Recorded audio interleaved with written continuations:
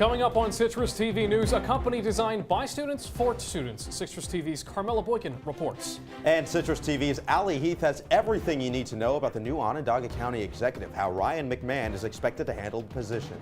And the Dunkin' Donuts employee caught on tape dumping water on a homeless man has apologized. Plus, an upturn in fortune for the victim. Citrus TV News starts right now. This is Citrus TV News live at 6, your campus news leader. This year marks the 85th anniversary of the mass famine in Ukraine that claimed the lives of some 4 to 7 million people. Good evening. I'm Jack Watson. And I'm Noah Eagle. The Ukrainian club here at SU is doing their part to commemorate the event. Citrus TV's Brandon Ross is live at Hendrick's Chapel with more. Brandon, what's going on tonight? Yeah, Jack, Noah, a candlelight vigil is starting right here behind me on the footsteps of Hendrick's Chapel to commemorate the victims of the Holodomor. The Holodomor was a famine that occurred in Ukraine between 1932 and 33. It was part of Joseph Stalin's 5-year plan to move the Soviet Union economy from agricultural to industrial. This required a lot of foreign machinery, and to do that, he forced the sale of a lot of surplus grain. And in order to get that quota, which farmers were never actually able to meet, it was forced relinquishing of land ownership, livestock, and other equipment in order to work on massive farm collectives. And this all really came to a head because it's caused a lot of starvation. When villages tried to trade, there were actually armed government deployments trying to stop them. And then it really came to a full head in 1932 when a decree was issued for the arrest or execution of anyone trying to take crops from their own farms. This resulted in 30,000 deaths a day, and about a third of them were children. During this vigil here tonight on the footsteps of Chapel Hill, they'll read the names of 85 victims who were children who died in the Holodomor. Jack, Noah, back to you. Our Citrus TV correspondent Brandon Ross. Brandon, thank you. Well, Jack, the club might be the Ukrainian club, but they are still here in Syracuse, and they've been experiencing some tough weather so far. Well, the past couple of days been in the 50s, been in the 40s, high 40s at night. I'm not sure how I feel about the weather getting so cold so quickly. Hopefully our Citrus TV weather anchor, Amber McElrath, has a good answer for us. Amber? Yeah, guys, you're right. It's getting a little chilly. We haven't seen the sun in like 3 days. So basically, we're getting back into that Syracuse weather that we know and love. And it's not really going to get any better. If you look at our radar here, going into tonight, it's supposed to get clear, but then we do have these large storms coming in from the northwest, and they are going to impact the Syracuse area. And if we look at the weather right now, it's about 60 degrees, 0% chance of rain right now, which is nice compared to earlier. A little bit cloudy and a little bit chilly because we do have light winds coming in from the southeast. And if you look around the Syracuse, central New York area, similar temperatures all around, high 50s, low 60s, as you can see, Syracuse 60 right in the middle. But that's not the only weather news I have for you today.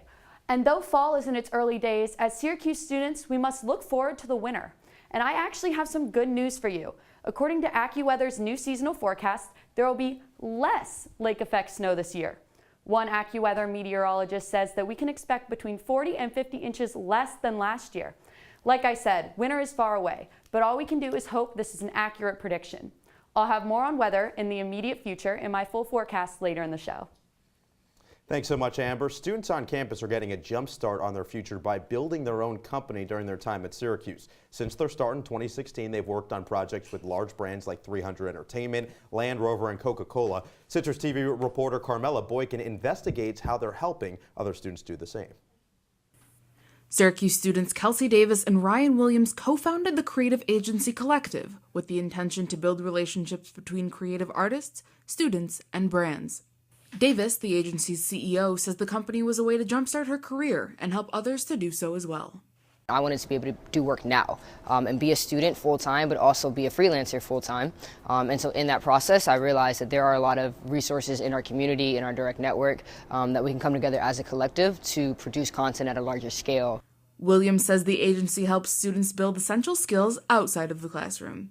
Collective for me is really just a coming together of creatives, having a non-traditional institution like a school educate them through real-world experience. It's basically empowering the creatives that we work with to take on leadership roles and to use their creative talents to just run wild, but in a structured environment. And Collective works with companies in the Syracuse community to help achieve this goal. Original Grain is one form of a local establishment where you have an owner who's obviously very creative. If you've seen their menu, if you've seen their environment, it attracts creatives to come out, right? Then you bring creatives out here, and the purpose of today's event, beyond just connecting them to the community, is really connecting them to, one, our brand mission and vision, but also connecting us to them. The event separated students into interest groups, and these groups allow the influencers to ask questions and discuss ideas as to how to move their brands forward.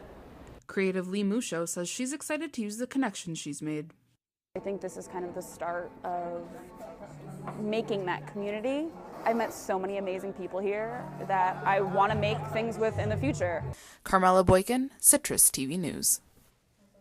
And the next event will highlight professionals of color in the media. Honors students on the Quad celebrated SU's connection to local Native American tribes today. Freshmen in Professor Karen Hall's Honors 100 class conducted a trivia game and held a clinic on lacrosse to educate students on Native culture. Organizer Lauren Mack explains why it's important to remember SU's ties to Native tribes.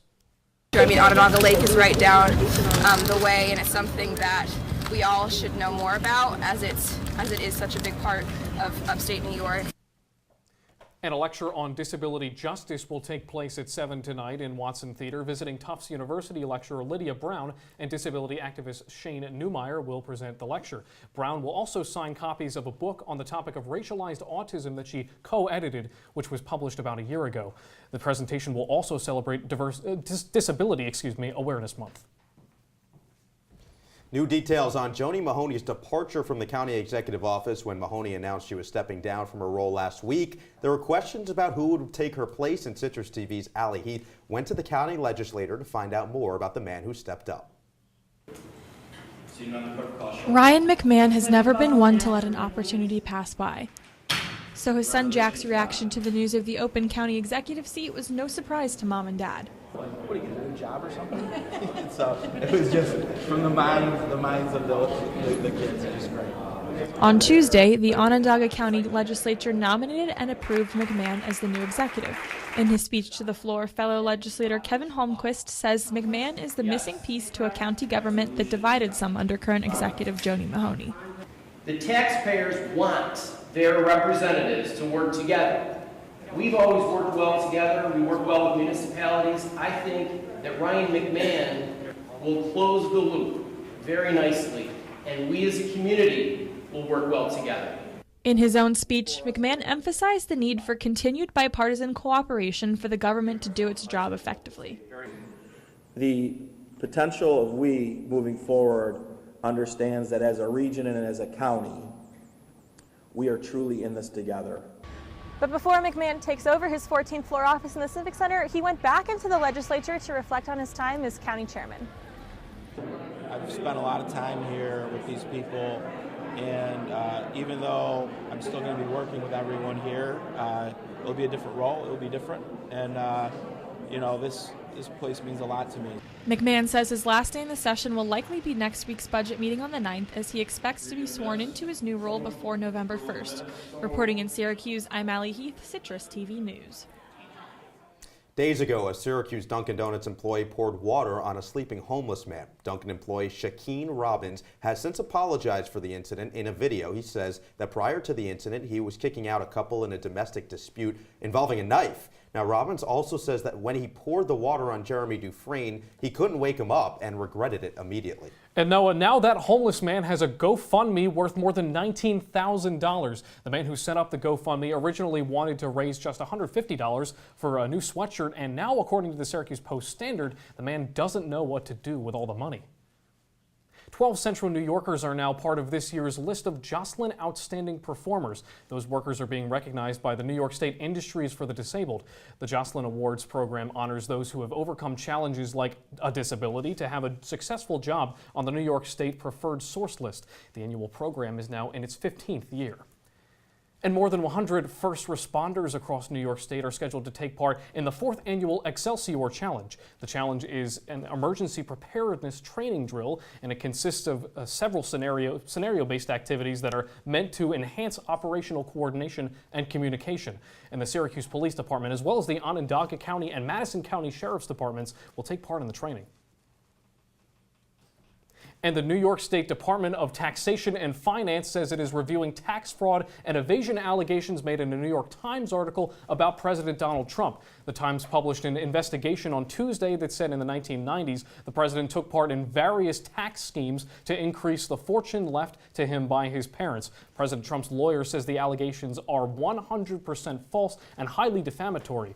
The Times reported Trump received around $400 million from the real estate empire of his father.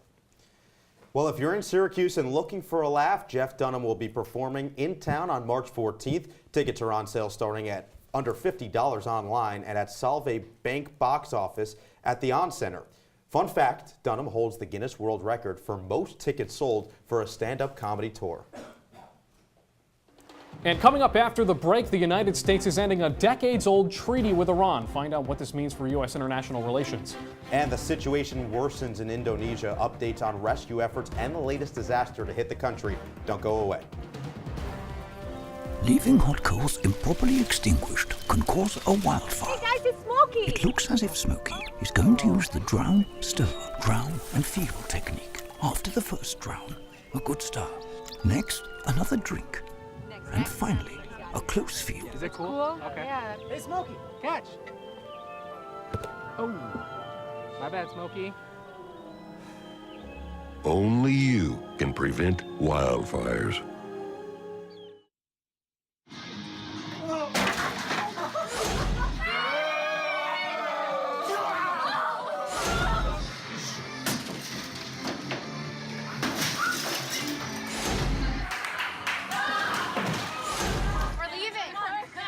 Most party fouls are pretty dumb. But if you decide to drink and drive underage, you could lose your license and your freedom. Underage drinking and driving. The ultimate party foul. They'll test you. Try to break your will. But however loud the loudness gets, however many cheese puffs may fly, you're the driver. The one in control. Stand firm. Just wait. And move only when you hear the click that says they're buckled in for the drive. Never give up till they buckle up. They call me Maxie, but I prefer tripod. I was your above-average four-legged homie and then wham-bam minivan. Some people pity me. Now that's lame. I still run, fetch, and swim. And the ladies love me. I'm the ultimate wingman. Just don't ask me to high five.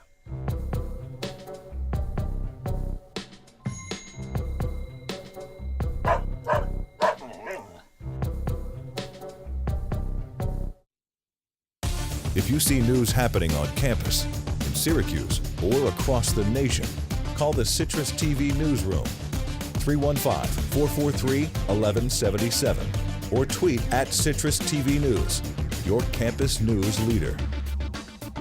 Welcome back. Republican senators are speaking out against President Trump for making fun of the testimony of Kavanaugh accuser Christine Ford. Senators Lisa Murkowski, Susan Collins, and Jeff Flake all condemned President Trump for his comments. The senators will likely prove vital in the confirmation of this president's Supreme Court nominee. The president claims he was not mocking Ford, but was instead, quote, stating facts. The FBI investigation into the allegations against Kavanaugh are expected to be released soon. And Secretary of State Mike Pompeo announced that the U.S. is canceling a treaty with Iran that was established in 1955. The treaty established economic relations and consular rights between the two nations. The move follows a ruling by the UN ordering the U.S. to lift sanctions on Iran that affects imports of humanitarian goods. Pompeo told reporters today that the termination of the treaty is, quote, decades overdue. He says Iran was abusing the International Court of Justice for political and propaganda purposes. And First Lady Melania Trump continues her visit to Africa after landing on the continent yesterday. She is beginning her trip in the country of Ghana before making her way to Malawi, Kenya, and Egypt. Today, the First Lady visited a castle that formerly held slaves before they were sent to North America. She also handed out stuffed animals and blankets to infants at a hospital. Melania Trump is in Africa as part of her Be Best campaign to advocate health and well-being for children. The man believed to have sent letters containing ricin to the President Trump and the Pentagon is now in FBI custody. Federal agents arrested the man in Logan, Utah. Crime lab officials are now working at the scene of the arrest, and local police are helping to lock down the suspect's block of the street, warning the public that there could be toxic materials on site. According to the CDC, under certain circumstances, ricin can be a deadly substance. Meanwhile, back home, your phone probably buzzed at 2:18 in the first ever nationwide test of the National Wireless Emergency Alert System. The government hopes to use this technology to send out a message to all Americans if an emergency occurs. Now, unlike weather alerts and Amber alerts, presidential alerts cannot be turned off. And in a 99-1 vote, the Senate passed the final version of an opioid bill designed to address the ongoing opioid epidemic. It's a rare bipartisan effort with only Utah Senator Mike Lee in opposition. The bill will now go to the White House for approval. The latest on the series of disasters hitting Indonesia, the island devastated by an earthquake and tsunami last week, is now facing another disaster. A volcanic eruption. Scientists say the deadly 7.5 magnitude quake on the island of Sulawesi last week may have accelerated the eruption of a nearby volcano. Volcanic activity has been increasing since August before its eruption Monday. Evacuations were ordered immediately after the eruption, which sent ash almost 4 miles into the sky. More than 1,400 people died following the earthquake and tsunami just last week. And a cybersecurity watchdog just released an explosive report alleging the North Korean government has attempted numerous attacks on global banks. The report says hackers tried to steal over $1 billion. These crimes were allegedly done for North Korean leader Kim Jong-un. Watchdog group FireEye says 16 organizations were targeted in 11 countries and that over $100 million was successfully stolen. Coming up, Google Maps is making it easier to play our favorite road tunes. Find out how. And Toys R Us is making a comeback. Well, kind of. We have all that and your full weather forecast after the break. Patriotism. It inspires passionate debate and it's worn like a badge of honor with good reason. Because it means love and devotion for one's country.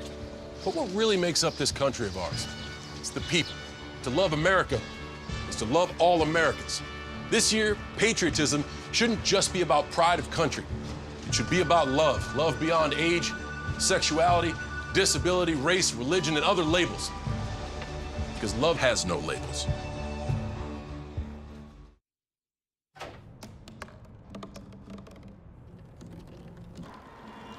Everybody has a dream.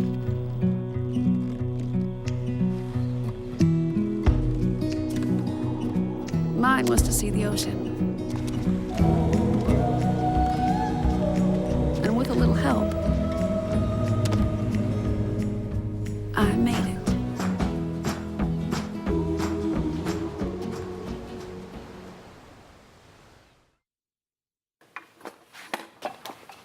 Did you hear about the pony with a sore throat? He was a little horse. Can I tell you a cat joke? Just kidding. Why couldn't the Why was the basketball court all wet? Why? Because the players kept dribbling all over it. Where do cats go on vacation? New York.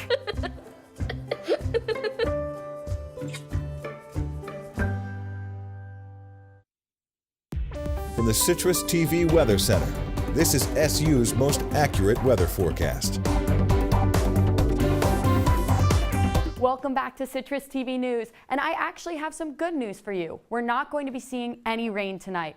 55 degrees and pretty clear, which is nice compared to the colder temperatures we were seeing the past couple of days and the gross, wet, rainy weather we've been having the past couple of days. And tonight is actually a really good night for stargazing. If you're one of those lucky people who don't have 1,000 tests going on, maybe spend the night looking at the stars. There's 48% cloud cover and it's clear skies, so the stars and moon should have pretty good visibility.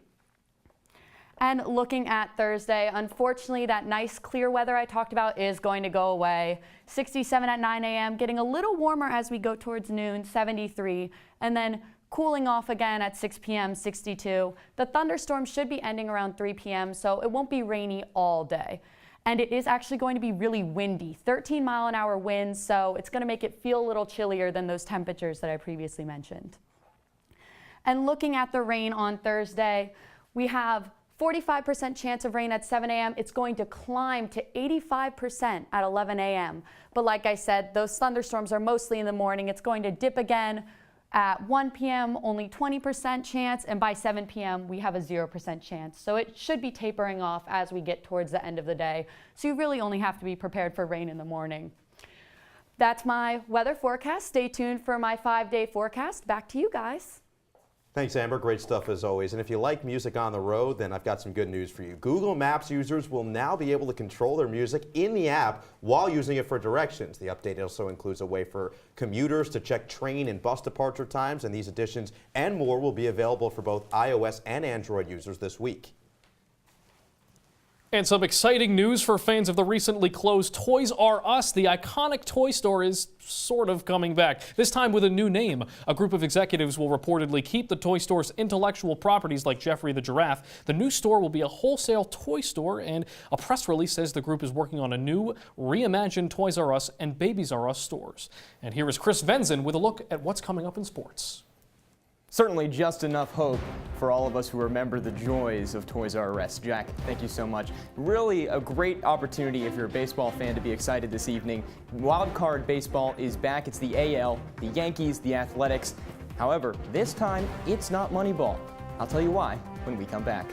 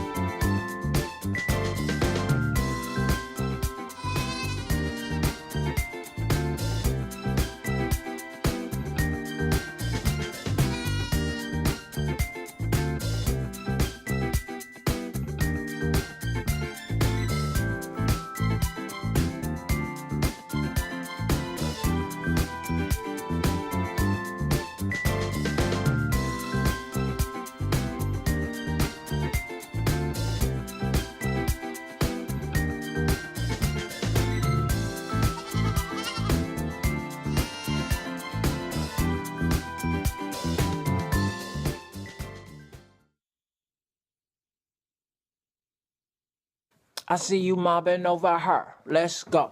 Let's mob. Let's crawl. Let's crawl. Let's crawl. Hey, yo, we mobbing. Come on, girl. Let's crawl. Hey, yo, let's crawl. Hey, yo, let's crawl. Hey, let's crawl. Hey, yo, let's crawl. Hey, look, it's those guys. Are you good to drive? I'm fine. How many did you have? I should be fine. You should be. Go and step out of the vehicle for me. See ya, buddy. Good luck. So turns out, buzz driving and drunk driving, they're the same thing, and it costs around $10,000. So not worth it. And now, your Citrus TV Sports Report. Welcome back. I'm Chris Venzon. We'll begin this evening with Dino Babers and SU football. Babers' tenure as head coach has been marked by some dramatic highs, but also some harrowing lows. In 2018, even with Saturday's loss to Clemson, Coach Babers seems some qualities in this year's squad that makes them different from his past teams. I think that consistency is what's got to transfer over to the football field. Now, I believe this team has it. Okay? I believe they have it. I think they are.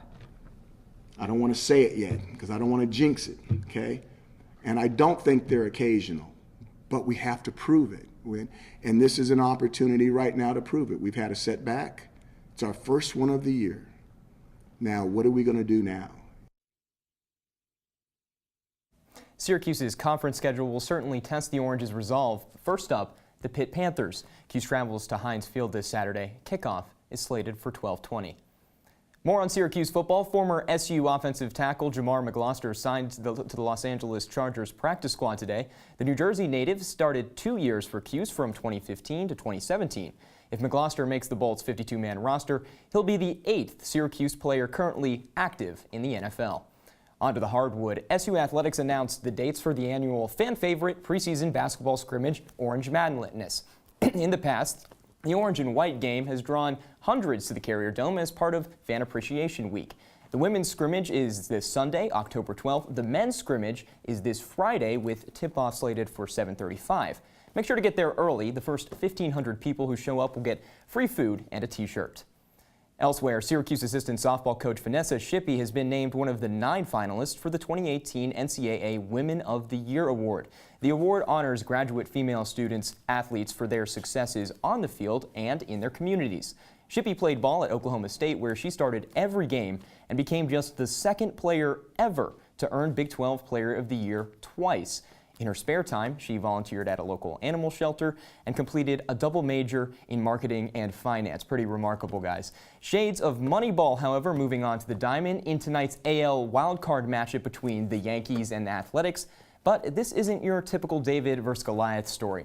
Yes, the Yankees' historically dominant bullpen and power hitting will likely take center stage at Yankee Stadium.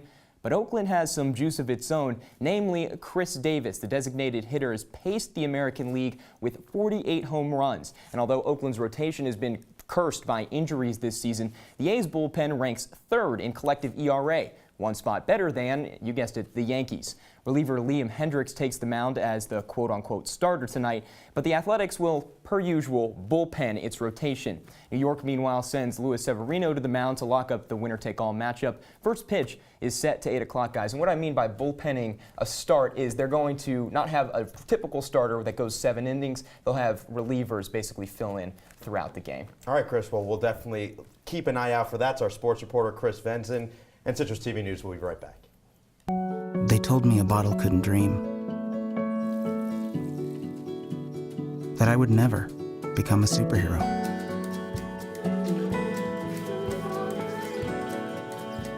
But I learned how to fly.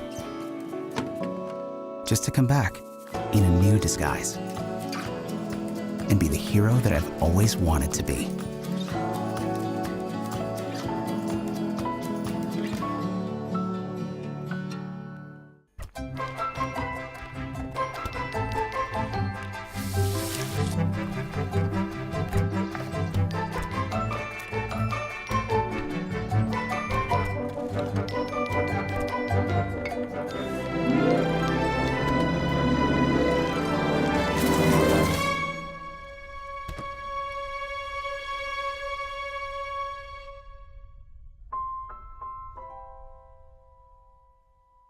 When I was in foster care, I never knew when I would have to move, so I always had my suitcase ready to go.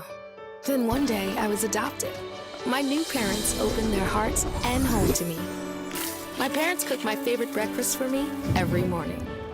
My parents take me on trips I never thought I would go on. They gave me a home and an even better reason to use that suitcase.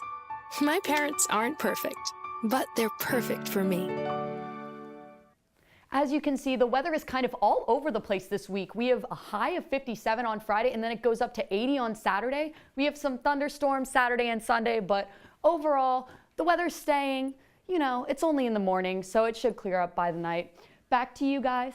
Weather anchor Amber McElrath, thanks so much. And Chancellor Kent Severud, how about this, is welcoming the newest 4-legged member of the Orange family. That's right, the Chancellor, as he says, quote, has been adopted by a new dog. Not the other way around, Noah. Of course, the Chancellor says the dog is a 7-month-old rescue, and he believes she's a Terrier and a German Shepherd mix. Chancellor Severud and his wife have reportedly been getting plenty of visitors looking to meet their new canine friend, naturally. Of course. I'm Noah Eagle. And I'm Jack Watson. Thanks so much for joining us. We'll see you next time.